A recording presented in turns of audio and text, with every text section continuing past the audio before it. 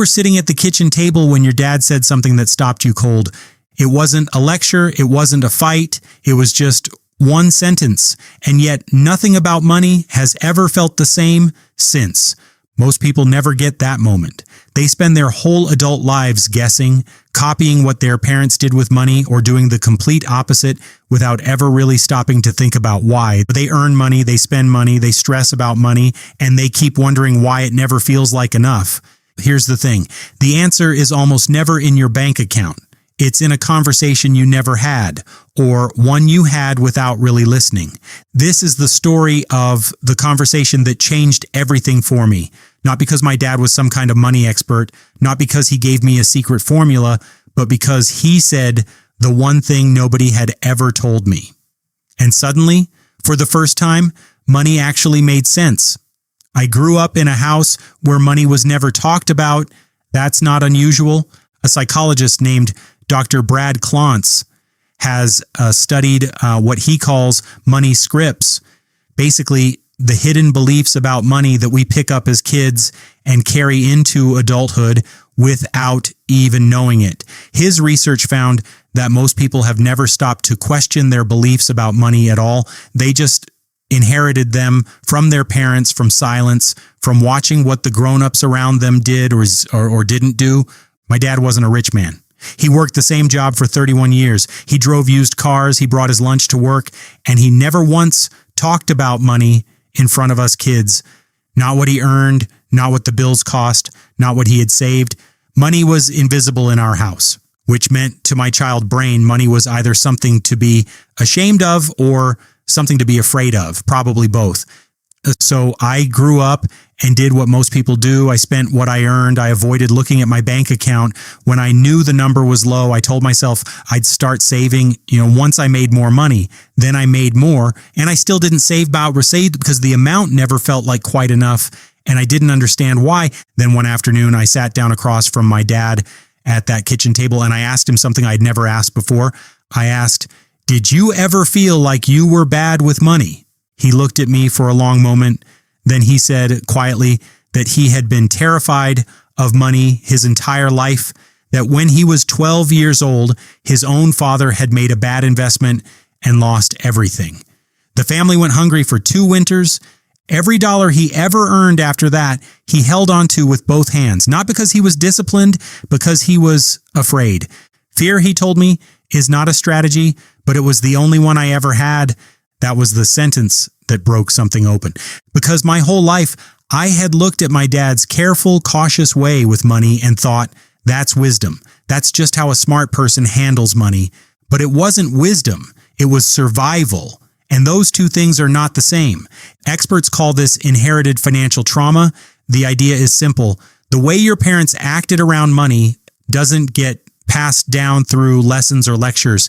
It gets passed down through feelings, through the atmosphere in the house, through what was said, and more importantly, what was never said. As a child, you don't learn the rules of money. You absorb the emotions around it, and those emotions quietly become the way you see every dollar you ever earn as an adult. Think about your own childhood for a second. What did money feel like in your house growing up? Was it a source of tension? Was it never mentioned? Did it come and go unpredictably? Or was it something that was carefully watched and managed? Whatever the feeling was, there's a good chance that's still the feeling money brings up in your life right now. Not because you chose it, because it seeped in before you were old enough to question it. My dad's fear had become my avoidance. His silence had become my anxiety. I wasn't bad with money. I was running someone else's program. One written for a different person, in a different time, dealing with a different crisis. A Nobel Prize-winning economist named Richard Thaler spent years studying why people make irrational decisions with money. One of his biggest findings was this: people don't think of money as one simple pool of cash. They split it into invisible mental categories. Money for bills, money for fun, money that feels safe to spend, money that feels wrong to touch. And these categories aren't logical, they're emotional, and they almost always come from early life experiences.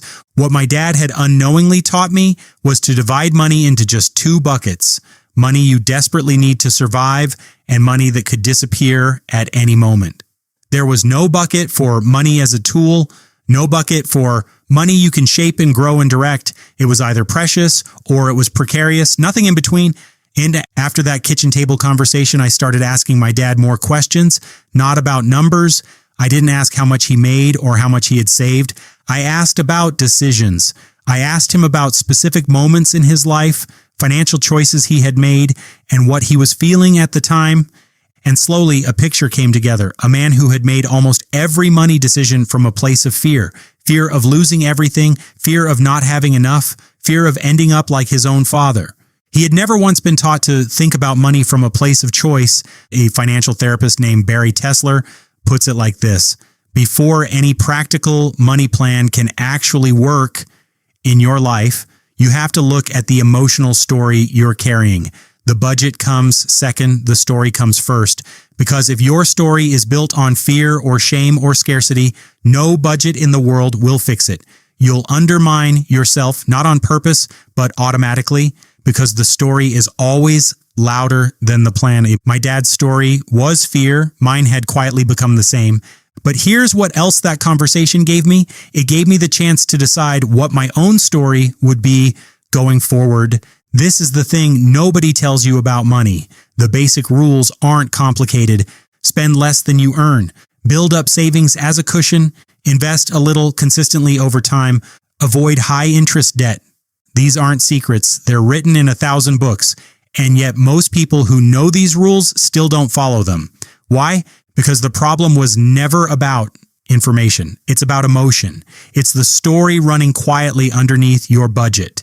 The one that whispers, you don't deserve more, or money is dangerous, or if things are going too well, something bad is about to happen. And my dad and I sat at that table for 2 hours.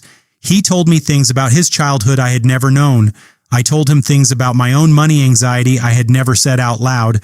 And at the end of it, something had shifted. Not my bank balance, not my budget, my story. I stopped seeing money as something that just happened to me. I started seeing it as something I could have a real relationship with.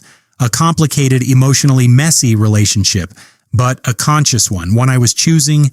Research has found that financial education alone, the kind you get from a book or a course, has a surprisingly small effect on how people actually behave with money in the long run. What does create lasting change is honest, ongoing conversation about money, the kind where you talk about feelings, not just figures. Most people never have those conversations, not with their parents, not with their partners, not even with themselves. My dad never sat me down and taught me about saving or investing. He never once showed me a budget. But on one ordinary afternoon at a kitchen table, he gave me something far more valuable. He told me the truth about himself, and in doing so, he gave me permission to tell myself the truth about me. The conversation that changes everything is rarely the one you planned. It's usually the one where someone drops the act and says what's actually real. Tonight, when you think about your money, when you feel that familiar tightening in your chest or that familiar urge to close the app and just not look, ask yourself one question. Whose fear is this? Because there's a good chance it's not entirely yours. There's a good chance it was handed to you quietly and carefully at a kitchen table long before you had any way to choose differently. The good news, you can choose now. The story you inherited is not the story you're stuck with.